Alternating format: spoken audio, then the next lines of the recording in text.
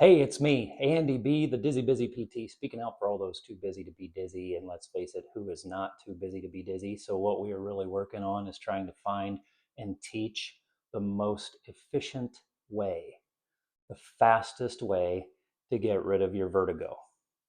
And so I figure after doing this for over 25 years, since the year 2000, I've learned some concepts, some things that might be able to help you. We're trying to get rid of your dizziness as fast and as efficiently as possible. So that's what this is all about. Today is a day of hope. I'm teaching something that has been the key to my success in treating 3PD, preventing the vicious cycle of dizziness, preventing 3PD, helping people overcome vertigo, and prevent a lot of secondary problems that come with vertigo. So we're going to talk about one of my favorite concepts today. But today's a day about hope. If you're a Cleveland Browns fan, you know there is always next year, and you're always hoping for better next year. One of my favorite quotes: "Be joyful in hope, patient in affliction, faithful in prayer." Learning those mantras can help you grow through your dizzy experience. So today we're going to talk about what happens when we get vertigo, how to prevent the vicious cycle of dizziness or 3PD. So we're going to cover a main concept that I like to go over. It's called red light and green light dizziness. But before we get there, before we get to red light and green light dizziness and what that means, I want to go over the vicious cycle real quick with what we talked about last week. So if you remember last video, we talked about what 3PD is from my perspective, that there's often a dizziness trigger, such as BPPV, a person spins, or vestibular migraines. Their brain doesn't trust their ear, so they go into what we call sensory reweighing. The brain says, "Oh, I don't like what I'm feeling. I don't like the spinning. I don't trust my ear. I'm going to rely more on my eyes, and I'm going to tense that neck up. I'm going to tighten it up to protect my head because I don't want my head to fall off because I'm spinning like a top." So when we get visually dependent, when we rely more on our eyes for our dizziness, the spinning problem could go away. But now we're relying more on our eyes, and we get dizzy when we watch things move. Our body goes into a normal protective mechanism. So this is all a normal response to dizziness. We sense normal movement as abnormal. We say the unconscious becomes conscious. We start to sense normal sway as abnormal. None of us ever stand perfectly still. But when we get a vertigo attack, when something goes wrong with our inner ear, it just makes us extra sensitive. It turns up that motion sensing light that we talked about last time. That causes us to sense normal sway as abnormal, and that makes us feel dizzy, and we don't like that. So we avoid moving. Our balance muscles freeze. We walk like we're scared stiff, or like walking on ice, or that we're under arrest. We get really tense because we don't think we should be swaying, and our speedometers are telling us that we're moving way faster than we should. So we avoid moving, and if you don't use it, you lose it. We develop fear of falling, or we actually do fall, and that makes us more likely to be dizzy and get what we call height vertigo. That's dizziness on your own 2 feet, which is what I explained on the CN Tower when I was walking up across the glass that said 2 hippos could stand on this glass and it won't break. But when I stood on the glass, my body froze and I got dizzy just standing there looking down, story after story. Okay, and I felt that dizziness. Well, we can get that on our own 2 feet after we've had a vertigo attack. So we start to use our hands for balance because we don't want to feel these sensations.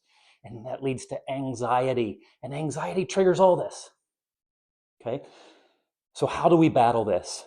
Well, there's something we can do about this vicious cycle, about 3PD. And what we said last time was that the most important part was to stabilize the dizziness trigger, to stabilize it. It couldn't be unstable. It couldn't be continuing to happen. You have to stabilize your vestibular migraines. You have to learn how to prevent BPPV if it can be done. You have to make sure you're treating it. Okay, there's other things we can do to stabilize. But today I want to talk about the key concept that matters so much for all my patients, and it's called red light and green light dizziness. Now, before I move on, I want to explain a few things. These videos are intended for my patients who I encourage to watch my videos, but I know and I want guests to listen to because I think this can help them. But what is important is that you seek out help, because you can't just diagnose yourself watching these videos. So take the information I'm giving you if you're a visitor, listen to it, and go talk about this stuff with your healthcare provider and see if it might apply to you. All right, red light and green light dizziness. So I am saying red light and green light dizziness, okay? So red light and green light dizziness. This is a way of organizing the kind of dizziness you feel to help you understand what you should do. Let me go in and give you a little bit of background on how I learned about this. In the physical therapy world, when we treat back pain, McKenzie is a very specialized way of treating the back. There's a guy named McKenzie came up with this system of evaluating and treating back pain. And he made up red light and green light pain. Red light pain is pain that starts in your back and goes down your leg. And anything you do, the pain gets worse down your leg. That's a bad thing. Red light means stop. Whatever you're doing, it must be bad. You want to do things that cause the pain to come out of your leg and come up into your back. We call that green light pain.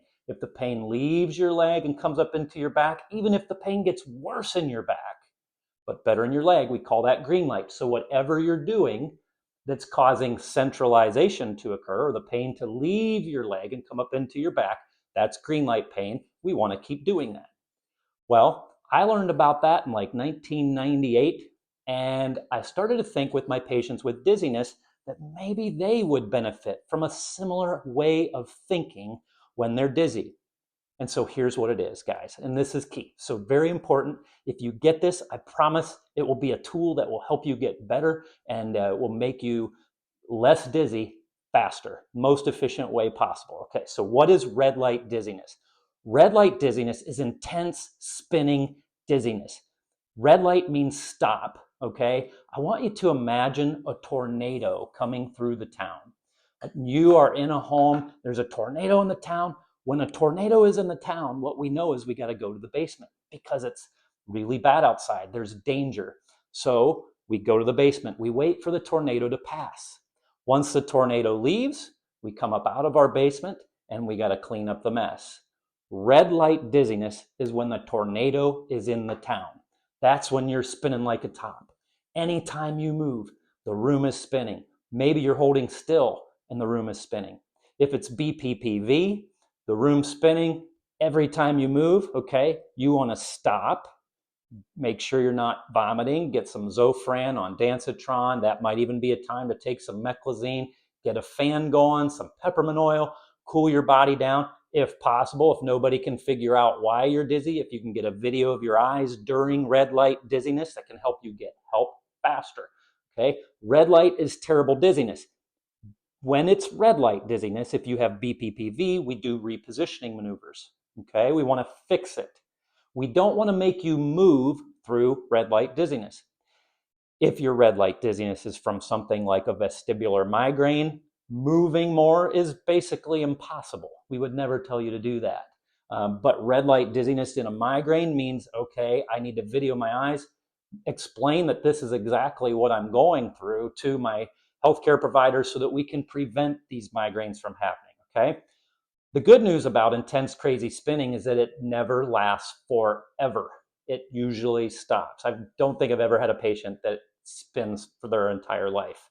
It usually lasts seconds, minutes, hours, and sometimes rarely days.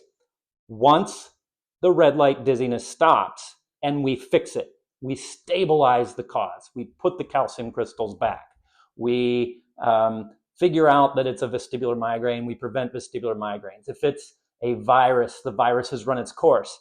Then what happens is we move into what we call green light dizziness. Green light dizziness is a feeling like you're on the verge, like something isn't quite right, like you're off kilter, like you could spin, but you don't. It's the uh-oh dizziness. A lot of my patients confuse green light dizziness with red light dizziness. So it's so terrible that once their vertigo actually goes away, many of my patients will actually say it has not gone away. Now, you could say, well, that sounds pretty egotistical, Andy. It sounds like maybe you're gaslighting your patients by saying, are you really dizzy? Are you actually spinning? Well, okay, guys, I don't mean to do that at all. But here's what's really amazing about being a dizzy physical therapist. When patients come to me, I put these crazy glasses on their eyes, and you can see when they're spinning by watching their eyes spin, okay? So after doing that thousands of times, I've learned that I can actually tell patients what they're feeling, and they don't have to tell me what they're feeling. I can see it in their eyes. So if a patient lays down and I'm testing, they say, I'm spinning, I'm spinning, I'm spinning, but there's no nystagmus, I've actually learned I can say, no, wait a minute, are you sure you're spinning, or do you feel like you could spin? And do you know what? I bet 80% of my patients agree or admit, I bet 90%, that it's just a feeling like they could spin. It's an uh-oh. It's like, oh yeah, I thought it was going to happen.